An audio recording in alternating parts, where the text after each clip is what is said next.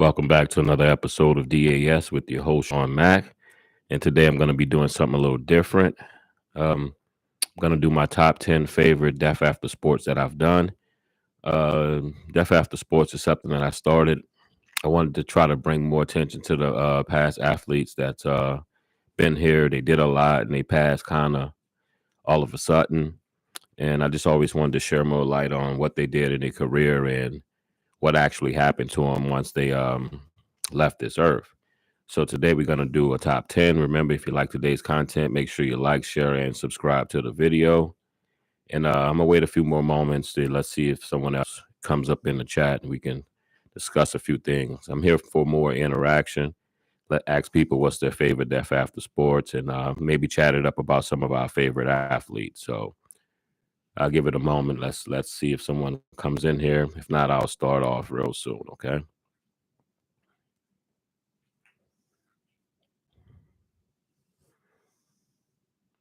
Oh man, that game was crazy last night with Kansas City. Can't believe it.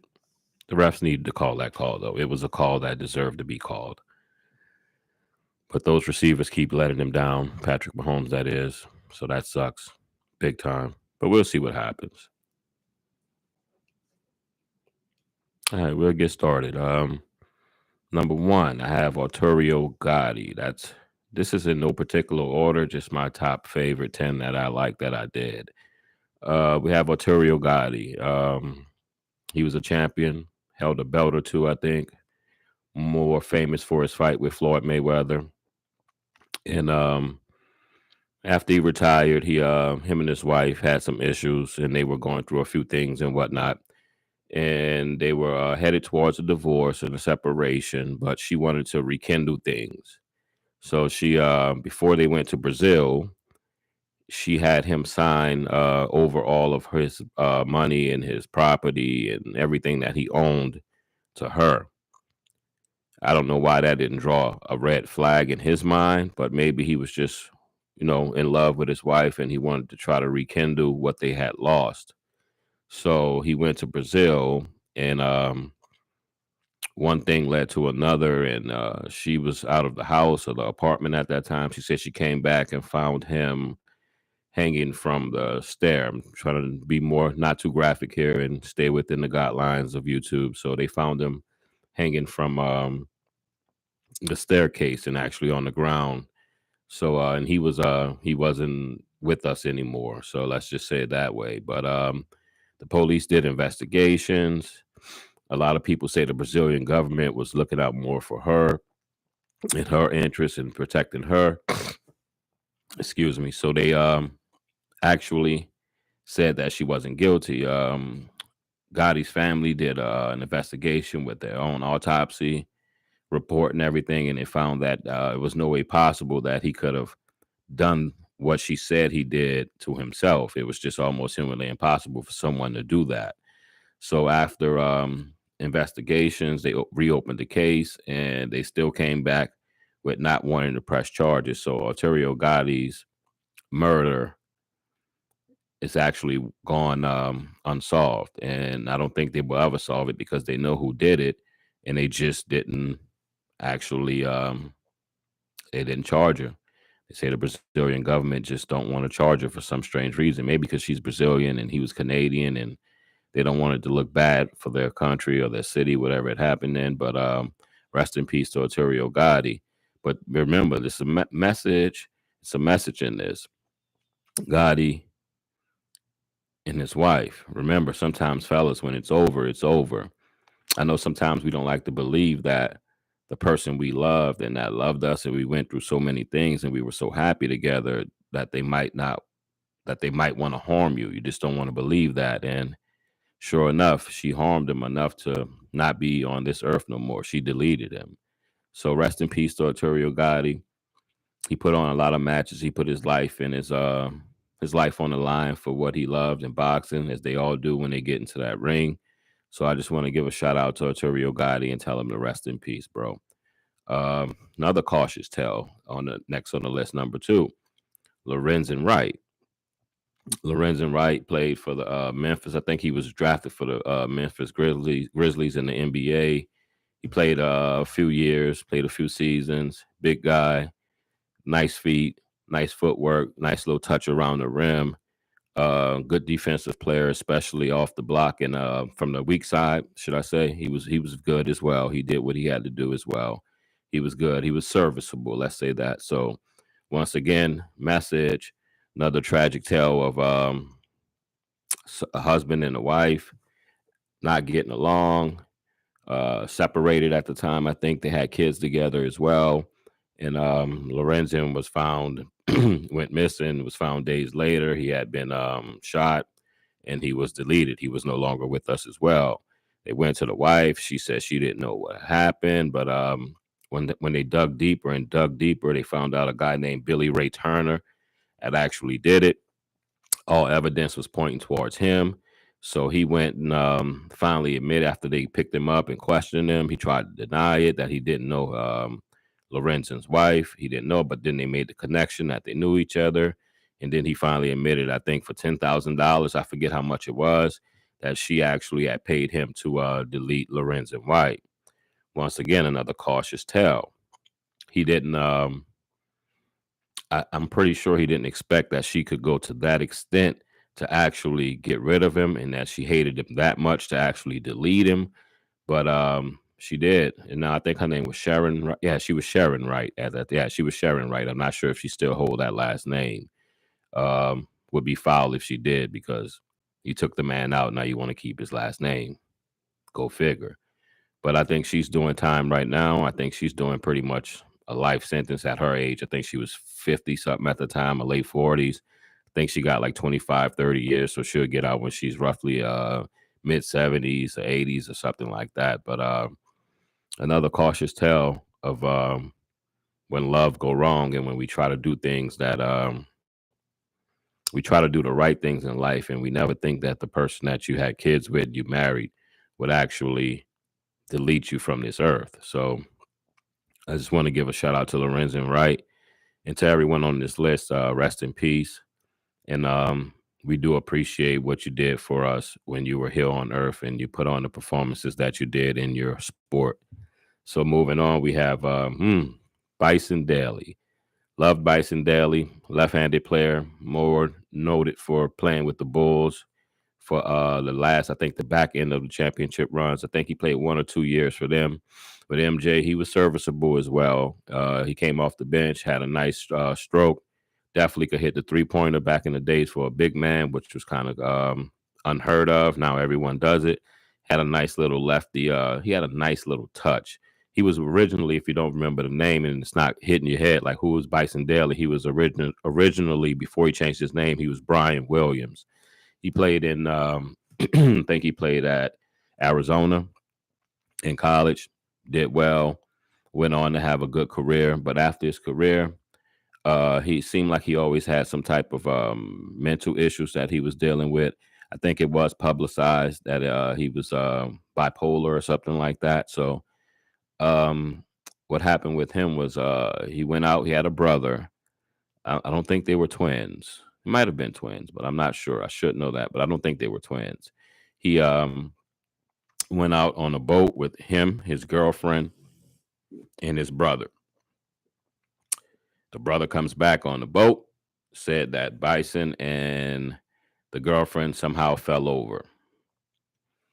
Um, he he actually deleted him, but we'll get to that. But in between him doing what he did to them and getting back to shore, he went somewhere and stole some coins and tried to trade them in, and that drew red flags. And therefore, the cops and the investigators questioned him. They realized that it just wasn't making sense what he was doing and what he was saying, and the stories what just match. It wasn't matching up with what he was saying. So after that, he went into he tried to get away, but they got him and they pieced together the evidence and finally charged him. And the evidence that came out in that case was that they believe he first got into an altercation with Bison's girlfriend at the time. I'm assuming Bison stepped in to take so he didn't to try to take up for his girlfriend. They say that he hit him with a bottle, I think, and he fell over. and then he finally just did what he did and threw the young lady over the boat as well. Now, my thing is this: I know it's a lot of crazy stuff going on in this world, but I love my brother. See Anthony, he does boxing on this channel. I don't understand how someone possibly could do that to their loved one. But not everybody's close, like me and my brother. And some people in family, they just don't get along. I'm pretty sure some people watching this know people that either themselves or people they know that they just don't get along with their siblings. Never quite understood it. But the thing he tried to do was he tried to uh, he tried to take his identity. He wanted to become Bison Daly, which I don't understand why. He was your brother. I'm pretty sure he showed you love, and you just had to be a horrible, horrible human being to do that to someone in your family, to anyone. But sometimes things happen in life. But to do something to one of your loved ones and one of your family members is just a little beyond my thinking. So I don't know. Rest in peace to Bison Daly. His brother's doing time. Actually, his brother, when he got to when he went before he was sentenced and did his time, he actually deleted himself. So he's no longer with us. That's probably for the best though, right? He did some strange, horrible things to his brother and messed up a whole family. It was just horrible. I only could imagine what the mother was going through. She lost both of her sons at that time. One deleting the other one, then one deleting himself because he deleted the other one, if that makes sense. So rest in peace to Bison Daly. Sorry that had to happen to you, man. But once again, that I think 94, 95, 96 season with the Bulls, she put on the show. I watched you in college. You brought a lot of joy to me. I loved your game. Silky smooth. Nice 3-pointer. Rest in peace. Fourth on the list is Vernon Forrest, boxer, champion, belt holder. More noted for taking out Shane Mosley. Man, my brother C. Anthony was watching it that night. He actually he hit he hit Shane Mosley with one of the most flush uppercuts you'll ever see in boxing. It was technique, had a lot of torque on it. He twist that body and he hurt and kind of to me put an end to the mystique around Shane Mosley because at that time Mosley and De La Hoya was the Dons out there. That was before Mayweather started to pick it up and became Money May and became the greatest that he is this day. But he hit him with an uppercut that just shocked Shane. They fought the second time and he pretty much did the same thing. Shane did a little bit more. He did better in that fight, but he just totally destroyed Shane that night. It was awesome. But after his career, hold on, after his career was over, he had a little incident in the streets of Georgia. I think it was Georgia. I want to say Atlanta, but I don't think it was Atlanta. It might have been, but it definitely was in Georgia. He was with his little nephew. He went to the gas station.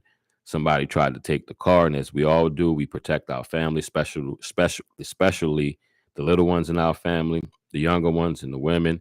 He tried to go after the guy who took the car. Shots were exchanged.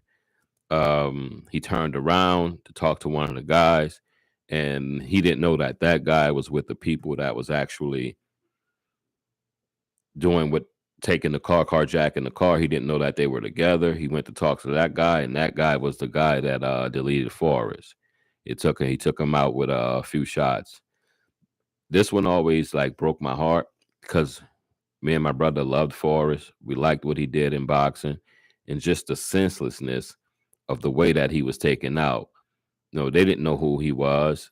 What they didn't know the little kid was in the car. Maybe they did, but just to want to take something from someone that's not yours, and then after this person step up to try to like not let you take his property, you would actually say, "Well, now I'm gonna delete him because he's standing up for us. He's standing up to us for not letting us take what we want, if that makes sense." It's just we still go through these things in life and we still see the crazy stuff that's on the news every day, but it didn't shock me. It didn't surprise me, but it did shock me at the time that, he's from that area Maybe they didn't know who he was. If they did, maybe they wouldn't have. But these guys these days don't be caring. They'll just get at you for any old thing. So I'm not sure how that worked out or why they did it, or who if they knew it was Vernon Forrest. But to do what they did to him, to take him out so young, was just horrible.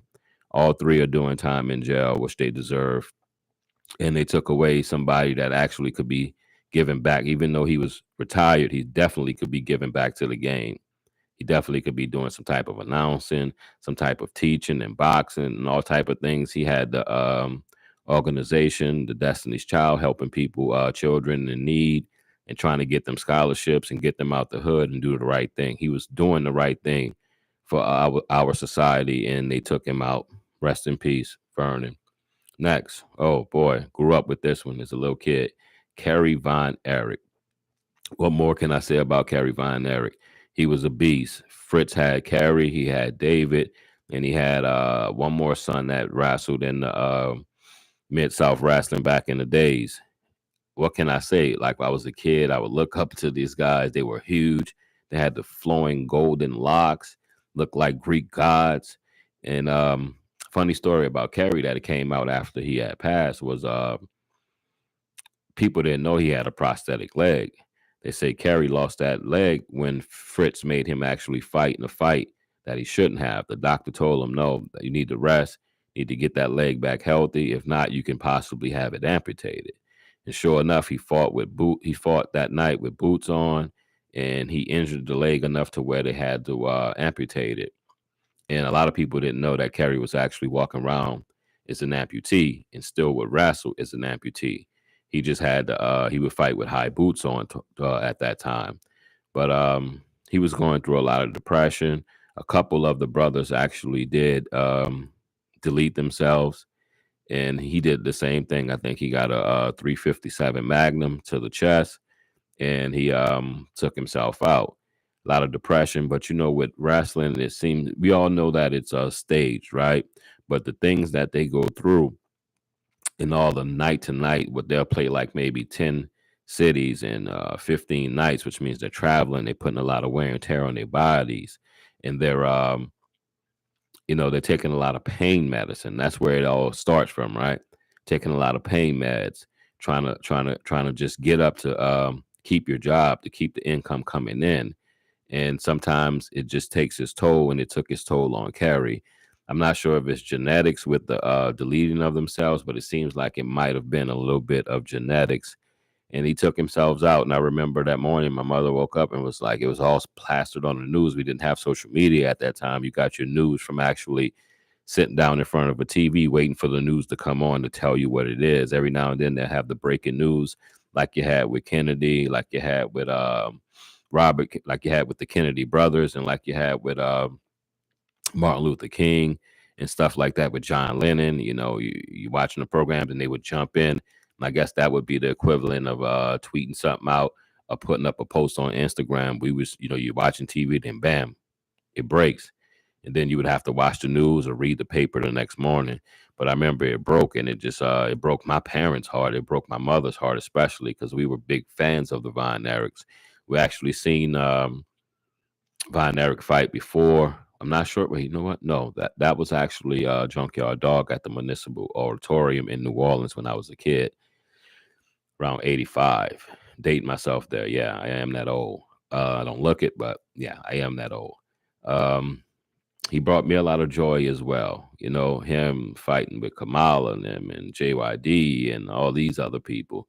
It brought a lot of joy to my life. And, the things that you had when you were younger, you appreciate them as you get older because you realize how far of a distance you are from that. Even though it seems like it was a few years ago, the older you get, you start to appreciate the things that you grew up watching and the things that you grew up loving. So rest in peace to Kerry. Next on the list at number 6 is JYD, the Junkyard Dog.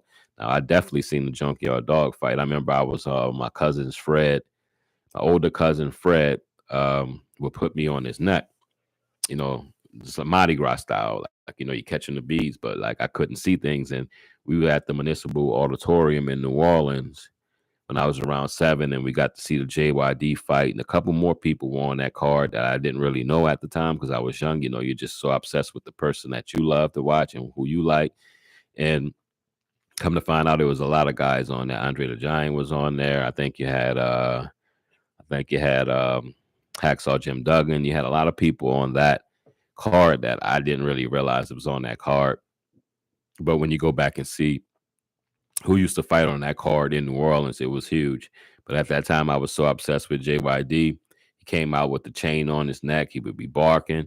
He'll be getting into it with the Von Erichs and Kamala and all these people, and it was just a bunch of greatness, in my opinion. It was beautiful.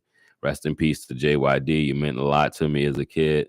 And JYD wound up, he was in a car accident in Alabama. My mother's from Alabama, so that we always feel we had that connection to JYD, even though we didn't. But as a kid, be like, oh, my mother's from Alabama, JYD's from Alabama. But they had some windy roads. There's always deers popping out in Alabama. There's always people that's going like 100 or 80 something miles per hour on these low roads because they're so used to driving them. But I understand that, but it also gives you minimum space for any error. And I think he ran off the road or something hopped in front of him. And I think he went in a ditch and he hit a tree. He hit another car and he expired. I think he was in his 50s at that time, if I'm not mistaken. But he did a lot. He still was wrestling, from what I heard. He still was putting on shows here and there, doing a little traveling, trying to get that money. So rest in peace to JYD. Much love. Next on the list is Darren Williams. He played for if you don't know who he is, he played for the Denver Broncos. I think he was in his maybe second or third year at the time. He was a coming up star. He was on the rise. This is just stories, just one of those cautionary tales about who you hang with, and be careful of the friends that you hang with. Because birds of a feather, as they say, right? They flock together. So Darren was out at a club. I think it was in maybe Boulder, Colorado, but it was in Colorado. He was out there with his boys. They were beefing with someone. They say someone threw up a gang sign, and someone in Darren's camp. They say mostly it was Brandon Marshall. Brandon Marshall was just talking and talking and talking and talking. And they say that he's the reason why the guys got into it with those guys. So the words were exchanged. Darren Williams and his squad was leaving the club or the party, and they were in the back of a limo, I think, or a white Hummer H something, one of the stretched Hummers, and the people they got into it with pulled up on side the car and released some shots. And Darren, I think he was struck in the neck, fell over, and pretty much expired in minutes. Young man, it shouldn't be. I know you don't want to not live your life, but when you're in the spotlight and you're making that type of money as an athlete, it's probably in the best interest to just bring the party to you, right? You can have your house, you can have poles in your house for dancers. I know you're saying you don't really want to invite people to your house, but that's the thing that I'm saying. You want to surround yourself with people that you know that you can trust. What's the sense in being out in a club with people that you don't trust? You come with 20 people, but it might be another, depending on how big the club is, 200 to 400 people that you don't know. So what's the big deal about being around people you don't know? I know what it is. You want to flash the cash, you want to flash the women, you want to make sure that they know you got it and they don't. And sometimes that bring a lot of hate and animosity and anger from other people. They're looking to get into it with you because they don't have what you have. So that's a tale of which I've heard many a times, especially growing up. Had a friend, well, my brother had a friend, Jeffrey Sanders, same type of incident in the club. One of our other friends, who's always a loudmouth, talking ish, got into it with some guys. Literally didn't know those guys were killers. So, and the same thing, leaving, came, got him, AK to the head. So I've heard this tale since I was like maybe 11, 12 years old. And it just continues to go on. What can we do about it? But try to be wiser, try to learn from our mistakes. But it's always going to be a next generation of young people that want to go out and have fun. You go out to have fun, but you have to be aware and keep on your mind, in the front of your mind, that it's someone out there that probably don't like you, especially if you have money and they're looking to get into it with you. So most of us would never have that. Can I say it? We would never have the money that they have, so we won't get the backlash and the hate from that. But some people are just hateful individuals as they are walking this earth. They're just hateful individuals, and there's nothing that you can do about it at that time. All you can do is just try to surround yourself with people that you can trust, and just stay out them clubs if you don't have to be in there. And if you feel something wrong, just get out of there. So rest in peace to Darren Williams. You were young, you were upcoming. I know you had a lot on your mind, a lot on your plate, and you didn't think that would happen. So rest in peace to him, and prayers to his family. I hope through the years, it's been a while now. I hope y'all getting along just fine without him. I know it hurts, but I know how it is. Next on the list, number 8, Roger Mayweather. What more can I say? The Black Mamba, the original Black Mamba himself. He put on the show when he was younger, fought a lot of upcoming people. I think De La Hoya might have finished him off, put him out to pasture. But when you do a lot of research on him, he put in a lot of work. I don't remember him much growing up. He was just another guy that was a boxer on Worldwide Sports ABC. But he found his fame, and he got his fame to the world with being Roger Mayweather, the uncle of Floyd Mayweather. He was in Mayweather corner for a lot of those fights. Uh, Put out a lot of effort. Uh, People learned a lot from Uncle Roger. The one thing I can say about Uncle Roger was watching all the films of him, of everything, and any little interview. He kept it real. He kept it beyond real. One of the realest people to ever do it. No sugarcoating it. Pretty sure he had his flaws, as we all do as human beings, but Roger was a beast, straight beast. Told you like it was. What's his famous quote? Most people don't know ish about boxing. They always have a comment, but they don't know ish about boxing. Oh man, we used to watch this. My mother used to, in between the rounds, they have the, they go to the corner footage and they hear them talking. My mother be like, Sean, why you gotta talk like that? Why you gotta talk like that? I'm like, hey, he sound just like daddy's brothers, my uncles growing up and from down south in New Orleans. So it is just always like I had a special connection with him and his slight craziness that he had. Now Roger went out as a young man, nothing too violent. He caught Alzheimer's and dementia, one of the two. They're in the same family, and I'm pretty sure it's from the repetitive hits to the head. Boxing coming up, probably had over maybe 60, 70 fights when you count his amateur career and his regular pro career.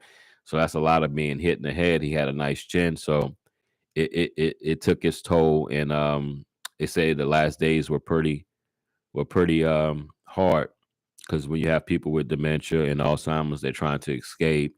They remember you sometimes, sometimes they don't. They'll break in and out of this fog. They're in a fog, and they'll break out and make sense, well, like two, three sentences, and then they back in that fog, not knowing what's going on. It's a hard watch. I work with people that's on that spectrum, so I know a lot about that. Alzheimer's and dementia, it takes its toll on you, and they say that's what Roger was going through towards the end of his life cycle. So rest in peace to Roger. You left a lot of memories with us. You trained one of the greatest of all time, so your legacy will always be here.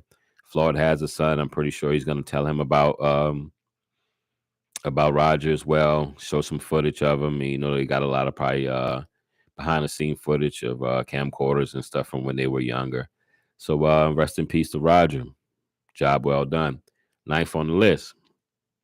We almost done. We'll be out of here in a few. Remember, if you like today's content, make sure you like, share, and subscribe to the video.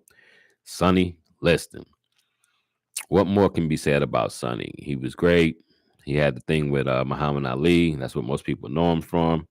A lot of people say that he took a dive, but a lot of people don't know that Sonny was. A lot of people say he was a good man, but I say it like this. It's hard. You've lived a tough life when you pass and you're murdered. or you die, and people don't know if you murdered or not, right? So when you've crossed so many people to where when you do pass and they think it could be suspicious on the way that you did die, and they can't blame one person because at least five people could actually be the people that wanted to kill you. You've lived a tough life when that happens. Some people say it's the mob. Some people say it was the cops. Some people say it was he got a loan from somebody, and then the Chuck Wepner thing. He didn't take the dive. He's supposed to. So it's tough to say what happened with Sonny. In my belief, I think it was probably behind money in that club in Vegas that he had something to do with, and it was a money involved that he didn't step up to the plate, and he was promised that he would do something, and he didn't do it because the saddest thing about that story with Sonny was that I think it was on his deathbed, one of the cops or something like that, detectives. They said they had found Sonny maybe 3 days before in the house, the way that he was on the bed with a needle like by him, maybe saying, "Well, yeah, this is how he died from a needle from an overdose from a needle." But they say they left him there. They say all the cops and detectives in that town knew that Sonny had passed away in the way that he had passed and what had happened, and they left him there for his wife Geraldine Liston. His wife was named Geraldine Liston. Yeah, they left him there for her to come home and find him, and then call the cops, and they come act surprised again, like they found him. They say odor was emanating from the room, so he had definitely been there a few days. And I think that's pretty sad that even though he had expired, they could have treated that situation better. But I think they just wanted to leave it alone and not be implicated because the people that had done it, they didn't want to piss off per se and have them come after them. So they was like, "Well, we found him. Okay, let's just leave it. Geraldine will be home in a few. Let's call her and let her, find out what happened, and then replay it all over again once she come home. Like, oh my God, what happened to him?"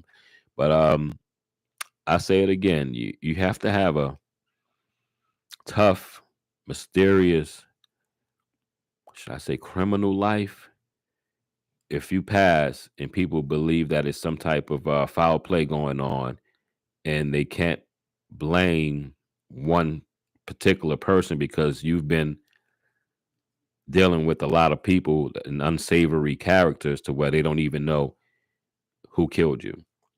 It could have been like five people that actually killed Sonny Liston, and no one knows because no one wants to know, right? That makes sense. But rest in peace to Sonny Liston. I was it was before my time, but I've watched a lot of film on you. You were a beast. And no one really knows his real age too. They say he could have been 40 years old when he fought Muhammad Ali.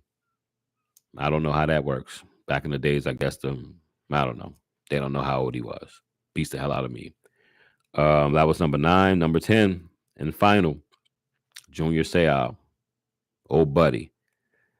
This was a strange tale because you know the outcome, you know the beginning, but the more you look into it, the mental of Junior Seau, as many of these pro athletes, most likely talking about football players, they go through a lot. I know they make a lot of money. That's what we like to say in normal society, normal people, right? They make a lot of money. They should be able to endure this, but it's not about the knees and the backs and the insurance claims and all the stuff that you see on the news. It's the stuff that they don't want to talk about as much, and that's the CTE. Junior put on a show his whole life ever since he played for USC. And it got a little weird at the end because a lot of people say that they didn't know he was going through all of this. A few family members said he would be a little depressed here and there, but no more than a normal person, right? We all have our ups and our downs and our highs and our lows. But no one saw that he would actually do the same thing that Kerry Von Erich did. Big gun to the chest, and he went out. deleted himself. Um, First study said that he didn't have any CTE. Pretty sure NFL had something to do with that. His family did an independent study on the brain with one of the top world tops, number one in the world top CTE uh, doctors, and they said they found that he had one of the worst cases of CTE ever seen. Had the brain of like a 60, 70-year old, maybe 80-year old. You know, you look at him, tall guy, beautiful, handsome guy, right? And you would never think that was going on in his mind. But a lot of them do it because they feel that a lot of them delete themselves because they feel that if they keep going at the same rate that they are, that they're going to hurt one of their family members. And the first guy, I forget his name. It's off the top of my head. I should know this. It's on the tip of my tongue. But one of the first guys that actually harmed himself that played in the NFL behind CTE, he left a note and he said the exact same thing. I was worried about what I might do to my loved ones. And I want them to study my brain because I know this isn't me. I know something's actually wrong with me. So I'm assuming that Junior Seau was going through the same thing. He didn't really leave a note. He left lyrics to one of his favorite songs.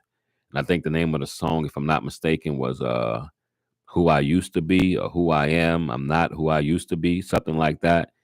So he was letting us know. He was letting us know. He knew at the time about CTE, so he knew what they would do to his body and particularly his brain post-mortem. So that was a grim one because he was so full of life, right? He wasn't like let's say you have an athlete that don't talk much, a lineman, a linebacker, you don't know much about him.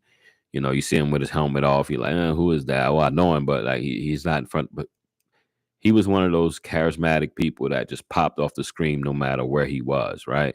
You're talking about Junior Seau. He was just one of those guys. So it was hard to see someone full of so much life actually take their owns. But I'm pretty sure he did it for good reasons. He did, like I said, he didn't like the man that he was becoming, probably, as he left in a note from the song. And he probably, the number one fear is that they don't know what they're going to do to their loved ones. Rest in peace to Junior. That was number 10. And we can do a bonus. Let's do Chris Henry. Played for Cincinnati. Think he was like maybe in his fourth season, putting up good numbers with no, that might have been the second season. He was putting up good numbers with Palmer and Chad Johnson, Ocho Cinco at the time. Nice little second receiver, nice little slot receiver. A lot of speed, a lot of breakaway speed, ran nice crisp routes. He was good. He was good. But the same story. The thing about this was if you compare him with Junior, right? They both had CTE.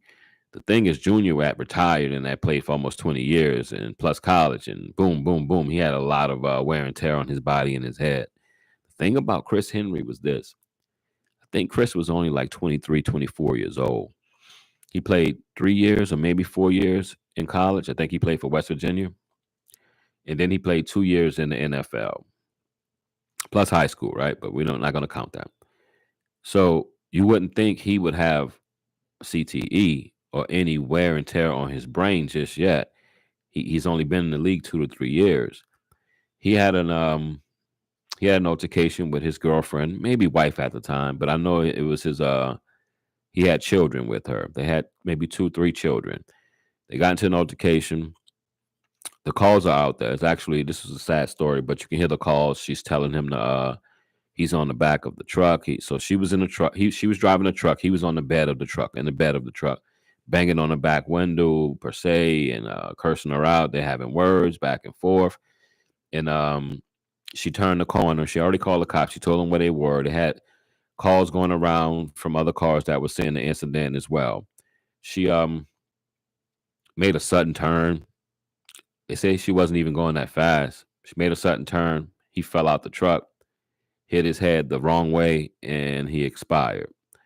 Now, they did the CTE scan, which they only can do post-mortem, right? They did the CTE search for the CTE. They searched for it, and they found out this is where it just blows your brain. The doctor who did that autopsy said that Chris Henry had, to that date, the worst case of CTE ever seen in any athlete and human being. They say his brain was the equivalent of a 85 to 90-year-old. This young man was 23, 24 at the most, 25 at the most. And that just blows my mind away. That so it's a disconnect that we have about CTE, thinking it's come from it's from repetitive hits to the head, right? It's definitely part of that.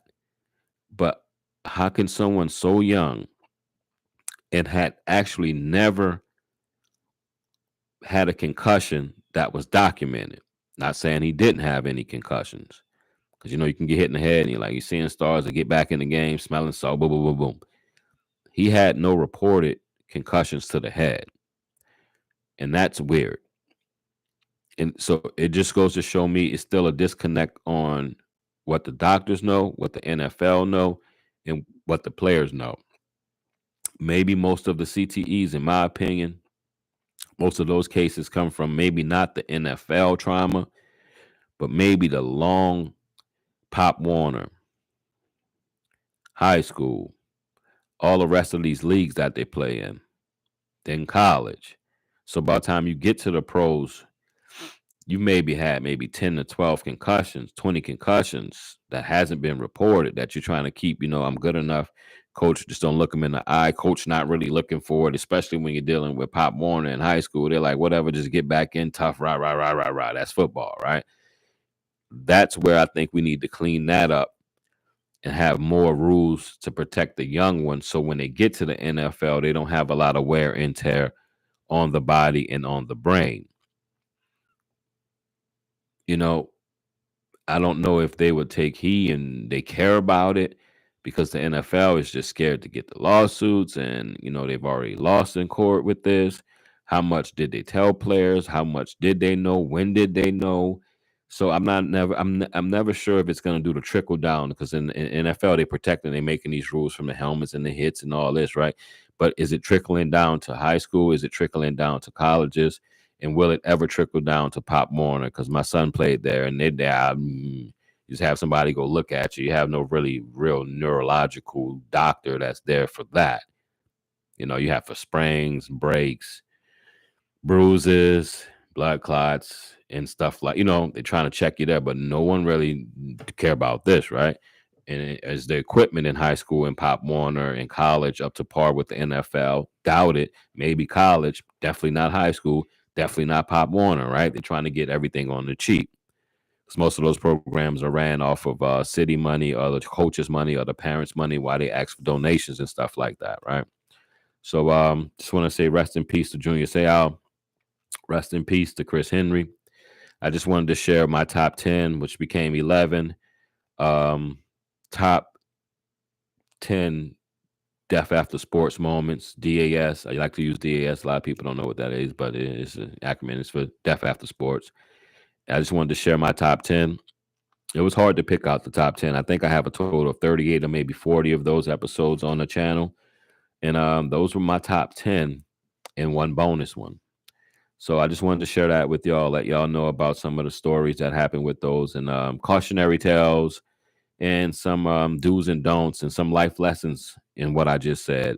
You can take them for what you want, but it was definitely some jewels in their message. All right. So I've been Shawn Mac. Thanks for tuning in. Don't forget, if you like today's content, to like, share, and subscribe. It was nice just sitting down here chatting with y'all, my feelings about the death after sports. And I'll see y'all later. This is Sports Fans Only. Peace.